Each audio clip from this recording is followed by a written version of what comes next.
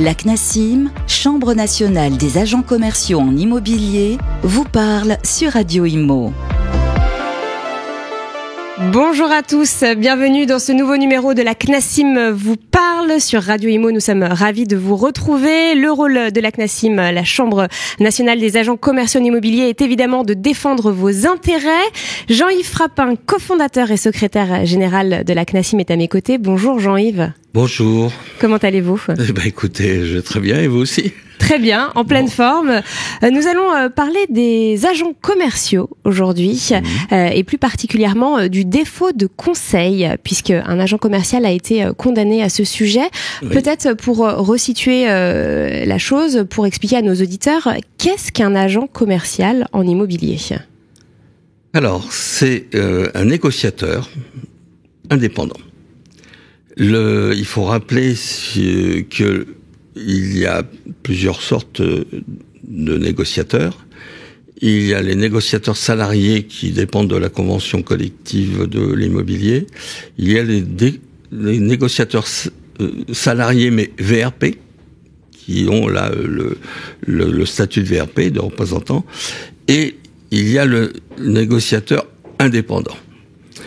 Et l'article 97 de la loi ENL du 13 juillet 2006 dit que le négociateur indépendant, à partir du moment où il n'est pas salarié, a l'obligation de s'inscrire au registre spécial des agents commerciaux. Donc, il dépend de l'article 134.1 du Code du commerce, qui est le rôle, en fin de compte, de négocier au nom et pour le compte d'un mandant, qui est donc l'agent immobilier. Et l'article 4 de la loi Hoguet restreint son activité au niveau juridique à la signature du mandat de vente ou de recherche au nom et pour le compte de l'agent immobilier. Et ensuite, bien sûr, son travail est de rechercher des acquéreurs potentiels. Donc ça, c'est sur le terrain. Là, vous avez parlé du côté juridique. Sur le terrain, en fait, quel est son rôle, voilà ?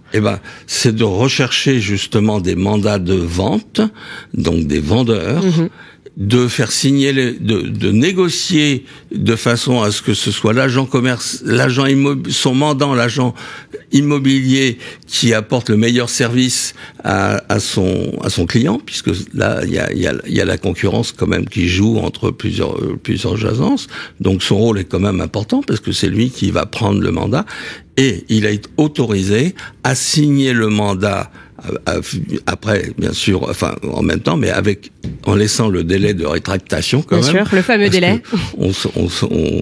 On connaît peut-être des vendeurs qui sont un peu trop, donc heureusement il est important ce délai. Il y a oui, bien sûr, ce délai de rétractation qui va, et donc voilà son rôle. Ensuite, c'est à lui de rechercher des acheteurs pour présenter des offres d'achat aux vendeurs par l'intermédiaire de son agent immobilier. Voilà.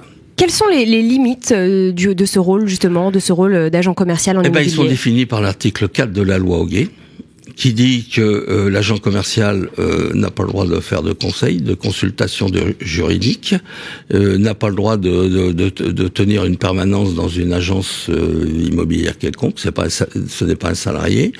Il y a plusieurs règles comme ça.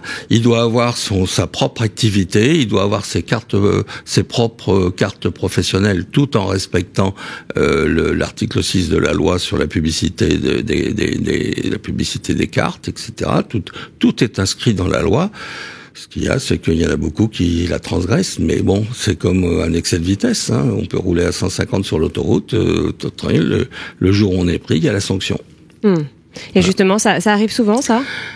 Ça arrive pas très souvent, mais enfin, ce qui est arrivé là, c'est vraiment très très grave parce que il s'est avéré que donc il y avait un acheteur qui souhaitait donc faire une activité dans un local. et l'agent commercial l'a aidé plus ou moins avec l'architecte avec des documents administratifs, urbanisme, etc. Et puis il s'est avéré que l'acheteur n'a pas pu exercer son activité, donc automatiquement il a accusé l'agent commercial en défaut de alors de défaut de conseil. En tout cas, il l'a accusé de ça. C'est pas tout à fait ça. C'est-à-dire que ce qui s'est passé, c'est que il a attaqué, puisque le lien juridique qui existe entre l'agent commercial, il n'y a pas de lien juridique qui existe entre un vendeur ou un acheteur et un agent commercial.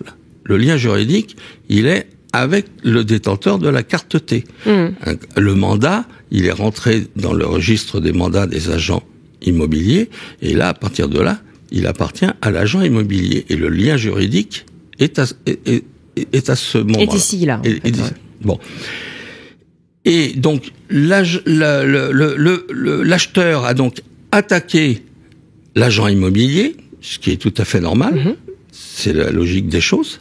Mais l'agent immobilier, dans sa défense, a dit que c'était son agent commercial qui était fautif, qui avait donné des conseils, donc il avait outrepassé ses pouvoirs, si bien que l'agent immobilier a été condamné à plusieurs dizaines de milliers d'euros d'indemnité pour le préjudice subi. De dommages et intérêts pour... voilà. Mais le juge a dit que c'est à cause de l'agent commercial qu'il y a eu cette faute. Donc l'agent commercial devait payer lui-même les indemnités remboursées à son agent immobilier. Voilà. Donc voilà pour le défaut de conseil. Voilà. Alors, le plus grave là-dessus, c'est que si l'agent commercial outrepasse ce qui est défini dans l'article 4 de la loi Hoguet, il est en dehors de ses fonctions d'agent commercial, et donc sa responsabilité civile professionnelle peut ne pas le couvrir. Ouais. C'est voilà là où le danger. Il y a vraiment un danger. Et oui. Et oui, souvent, malheureusement, les agents commerciaux en immobilier se prennent pour des agents immobiliers.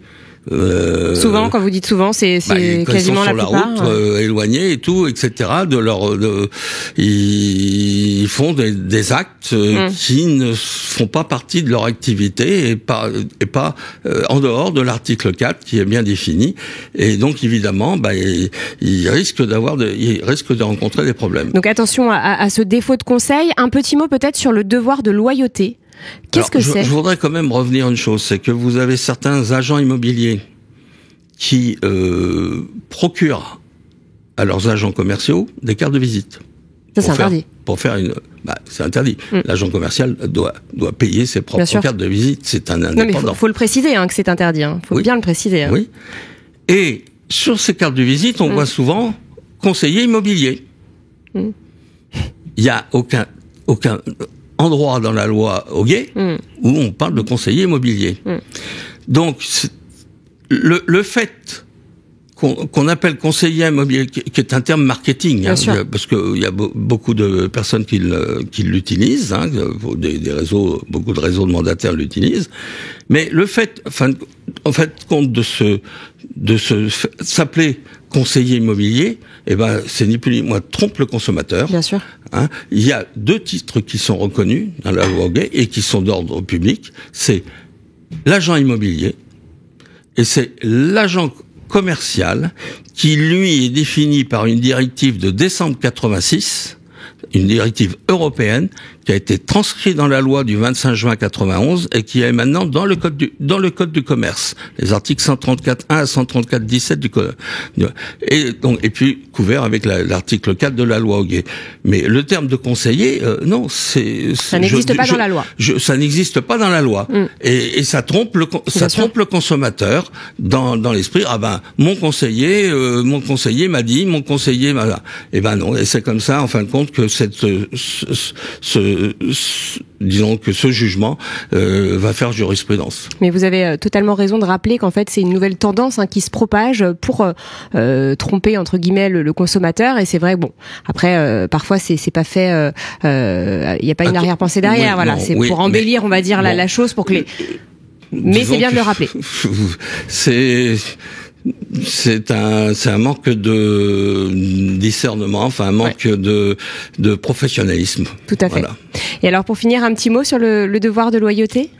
Alors le devoir de loyauté, justement, c'est que dans ces cas-là, l'agent immobilier qui mandate un agent commercial doit être loyal. Et réciproquement. Il y a le devoir d'information, il y a des échanges qui doivent se faire. Aujourd'hui, avec Internet, les mails et tout, etc., nous avons absolument aucun problème pour pouvoir échanger. Mais ce qu'on aperçoit quand même ici, et c'est dans ce cas-là, c'est que, voyez-vous, l'agent immobilier s'est quand même retourné sur son agent commercial. Bien sûr. Alors que c'est lui qui avait fait les cartes professionnelles en mettant conseiller immobilier. Pour vous, il est tout autant responsable ?